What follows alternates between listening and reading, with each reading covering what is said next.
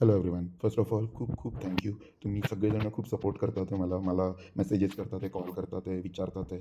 So अजूनही मिराकलकडून हवं तसं उत्तर आलेलं नाही आहे आणि मला कोणाला बदनाम करायचं नाही आहे. जस्ट फॅक्ट समोर आणायचे. सो आजची जो व्हिडिओ आहे तोसुद्धा त्याचाच कंटिन्यूएशन आहे असं म्हणा, की बघा म्हणजे आमची लढाई जी आहे ना ती किती किती महिन्यापासून चालू आहे हे तुम्हाला कळेल.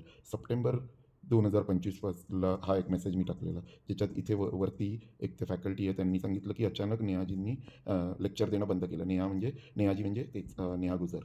ओके. मग ते मी त्यांना म्हटलं की आपल्याला काही भांडायचं नाही आहे, आपण एक बोलू मीटिंग. सो तेव्हा आम्ही खूप होपफुल होतो की एक मीटिंग होईल, बोलणं होईल आणि डिस्कशन होऊन त्यावर सोल्युशन होईल. पण आजवर काहीच नाही झालं आहे. अजून एक गोष्ट लक्षात आली, कारण इतके दिवस मी जे व्हिडिओ करत होतो ते मी टॅग करत होतो मुद्दामहून मिरॅकल अकॅडमी आणि प्रमोद प्रभुलकर यांना. बट अचानक बघा, contact miracle academy, contact Pramod Prabhulkar. So actually मी टॅग याच्यासाठी करत होतो की त्यांना कळेल, ते बघतील. पण ह्या लोकांनी तर टॅगिंग पण बंद केलं आहे. सो म्हणजे मी टॅग पण नाही करू शकत आहे.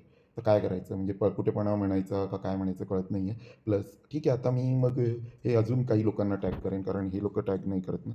यांच्याशी जे जे कनेक्टेड होते याआधी किंवा हे, मी त्या लोकांना टॅग करेन. आणि मिरॅकल अकॅडमीच्या या वागण्यातनं, प्रमोद प्रभुलकरच्या यांच्या वागण्यातनं आता लोकांना पण कळतं आहे की खूपच अनप्रोफेशनल आहेत हे लोकं. म्हणजे एक फॅकल्टी जे इतके वर्ष होता, इतका त्रास त्याला देतात आहे, तर बाकीच्यांना काय देतील विचार करा मग आता.